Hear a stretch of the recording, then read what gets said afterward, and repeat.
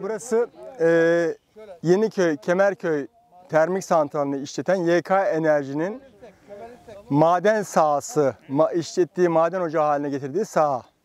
Gördüğünüz beyazla görünen yer aslında kömür madeniydi. Daha önce biten maden ocakları. Şimdi sözüm ona rehabilite ediyorlar. Oysa burası daha önce bir ovaydı. İkizköy'ün en eski mahallesi olan Işıkdere Mahallesi'nin ovasıydı. Daha önce burada Işıkdere Mahallesi vardı. Tarihi bir köy. Ve arkeolojik kazı yapıldı. O kazıdan çıkan eserler nereye gittiği belli değil. Yani arkeolojik mirasın korunmasına ilişkin uluslararası sözleşmelere ve anayasaya aykırı bir şekilde burası maden sahası haline getirildi. Işıkdere Mahallesi'ne oturanlar ağlaya ağlaya köylerini terk etmek zorunda kaldılar. Şimdi burası maden sahası. Şayet Akbelen Ormanı'nda da maden işletilmesine devam edilecek olur ise ardından bu bölgedeki Çamköy başta olmak üzere diğer köylerin hepsinin kaderi Işıkdere Mahallesi'nin kaderi gibi olacak.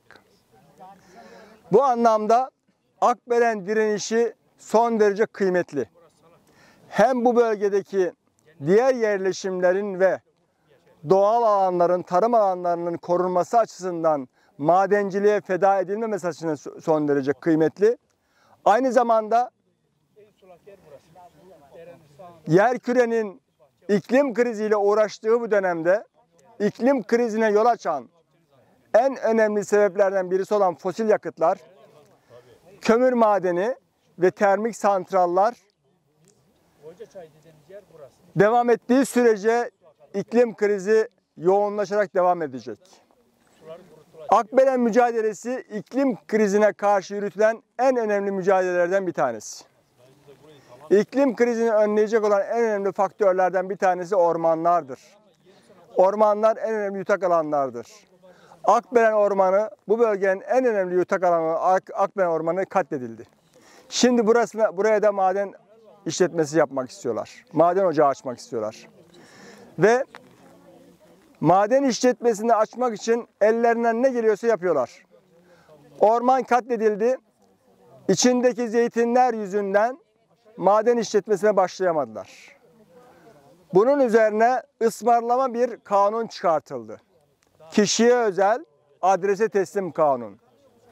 7554 sayılı kanunun 11. maddesiyle maden kanununa eklenen ek 45. madde ile bu bölgedeki zeytinlerin ve yatağındaki zeytinlerin sökülmek suretiyle, başka yere taşınmak suretiyle o bölgede zeytinlik alanlarında madencilik yapılabileceği yasa olarak düzenlendi. Yasa şu anda Anayasa Mahkemesi'nin gündeminde. Anayasa Mahkemesi'ne 260 milletvekili, muhalefet milletvekili iptal davası açtı. Anayasa Mahkemesi henüz yürürlüğü durdurma kararı vermedi. 8 Ekim'de yaptığı ilk incelemede yürürlüğü durdurma kararını esas kararla vereceğini belirtti. O zaman esas kararın da bir an önce verilmesi gerekiyor. Anayasa Mahkemesi'ni öncelikli olarak bu davayı görmeye çağırıyoruz. Zira uzarsa bu dava, yürürlüğü durdurma kararı ya da iptal kararı verilmez ise buradaki zeytinlerin tamamı yok olacak. Bunları geri getirmek mümkün değil. Akbelen Ormanı'nda maden işletmesi başlayacak.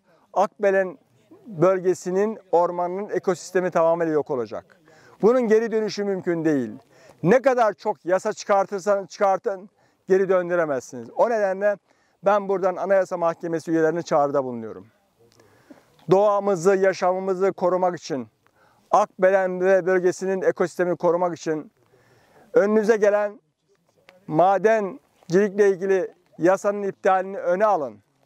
Görüşmelerini öne alın ve bir an önce ya yürürlüğü durdurma kararı verin ya da esastan iptal kararı verin. Akbelen Ormanı'nın katledilmesi sırasında bir tarafta protestolar, bir taraftan kesim devam ediyordu. Hızlarını alamamışlar. Şu anda maden sahasının dışında, terör örgütü dışında kalan bir bölümü de kesmişler. Biz o kesimin yasa dışı olduğunu ve Orman Kanunu'na muhalefet oluşturduğunu söyledik ve suç duyurusunda bulunduk. Ama Milas Cumhuriyet Başsavcılığı her nedense bir türlü soruşturmayı tamamlayamadı. Soruşturmanın tamamlanmasını bekliyoruz. Dava açılmasını bekliyoruz. Oradan yola çıkarak Akbelen Ormanı'na karşı işlenen suçun takipçisi olmaya devam edeceğiz. Burada yaşanan ekokırımın mutlaka ve mutlaka hesabının sorulması için her türlü girişimde bulunacağız. Buradan sözümüz olsun.